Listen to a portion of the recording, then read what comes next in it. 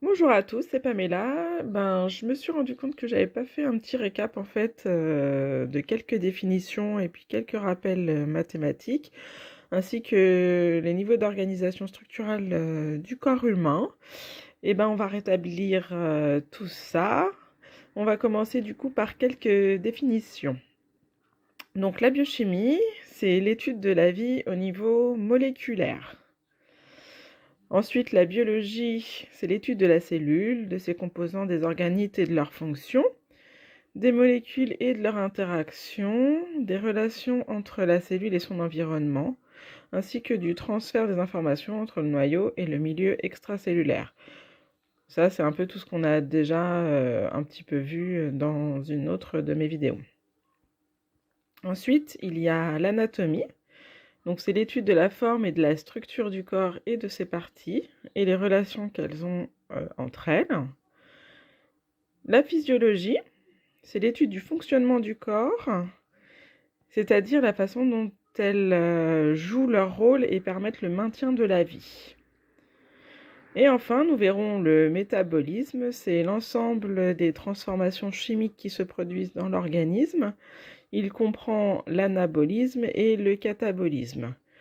Donc l'anabolisme, c'est l'ensemble des réactions biochimiques, c'est-à-dire les réactions qui se déroulent au sein de l'organisme, qui entraînent la formation des constituants du corps à partir d'éléments simples provenant de la digestion des aliments. Et à l'inverse de l'anabolisme, il y a le catabolisme. Là, c'est la dégradation des molécules complexes en molécules plus simples, avec la libération d'énergie assez conséquente et la formation de déchets. Et maintenant, nous allons voir quelques rappels mathématiques.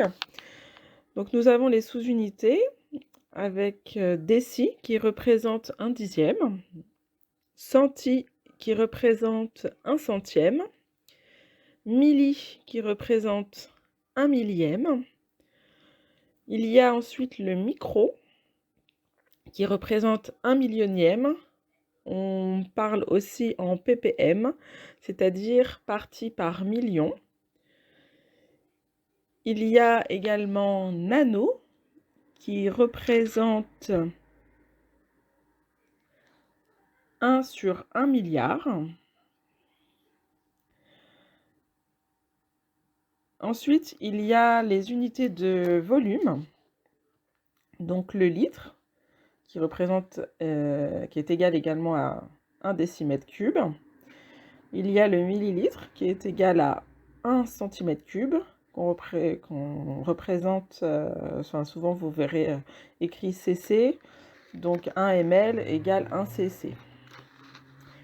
Il y a les centilitres, qui sont égales à 10 millilitres, ou à 0,01 litre. Nous avons également les unités de masse, donc 1 kg égale 1000 grammes. Nous avons 1 gramme qui égale 1000 mg, soit 1 mg égale 0,001 g. Et nous avons les unités de concentration.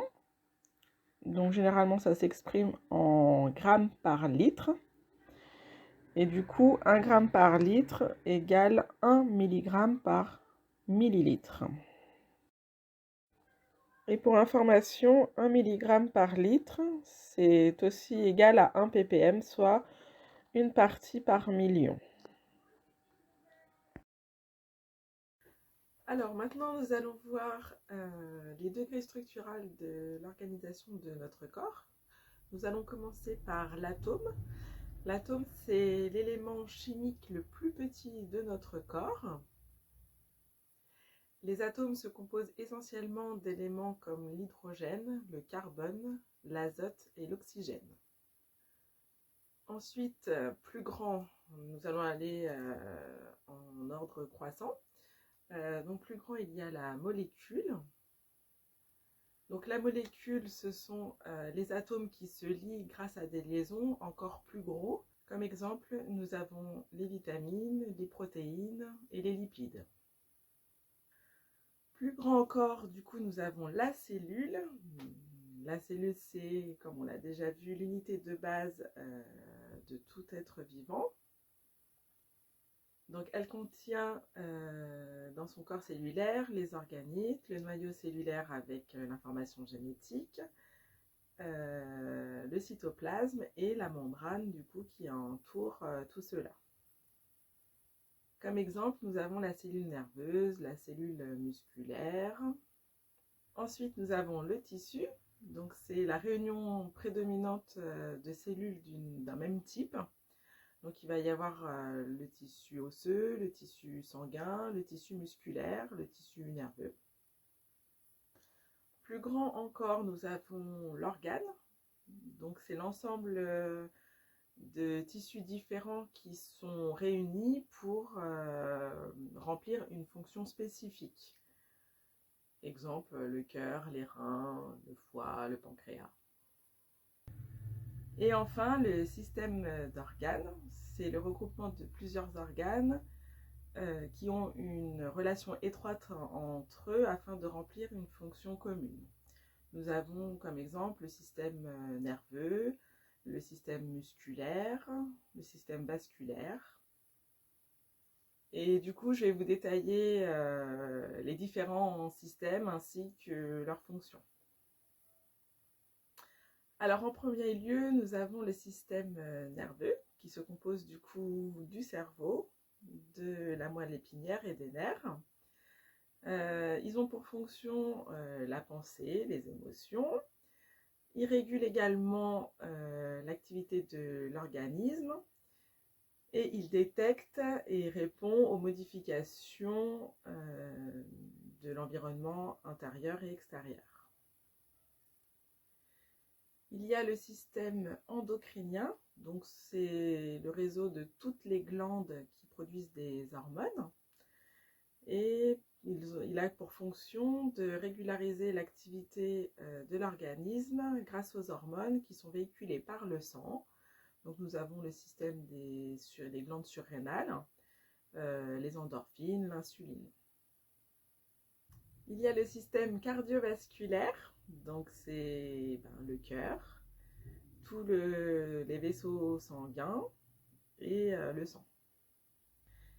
Il a pour fonction de transporter tous les nutriments, le dioxygène, l'oxygène et les déchets.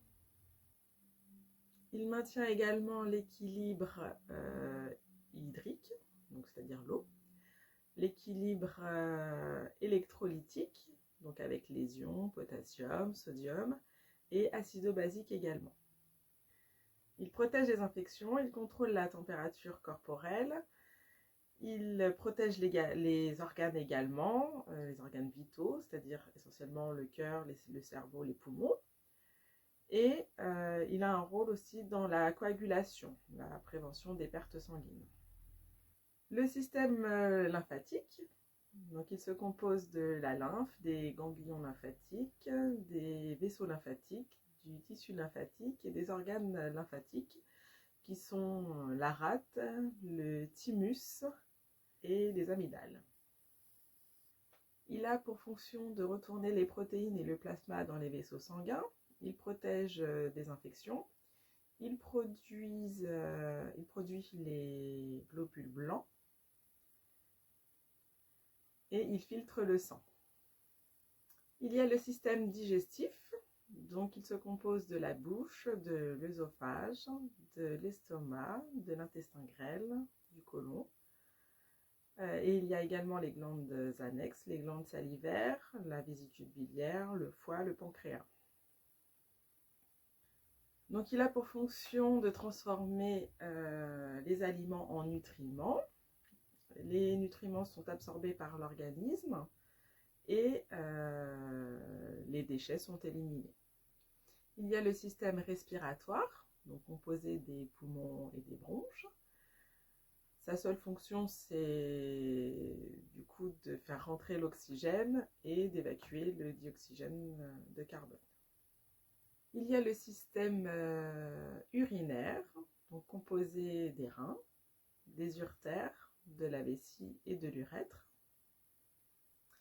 Il a pour fonction d'éliminer les déchets, il maintient la quantité d'eau et d'électrolytes, donc il participe en cela à l'équilibre acido-basique et il régule la composition chimique du sang.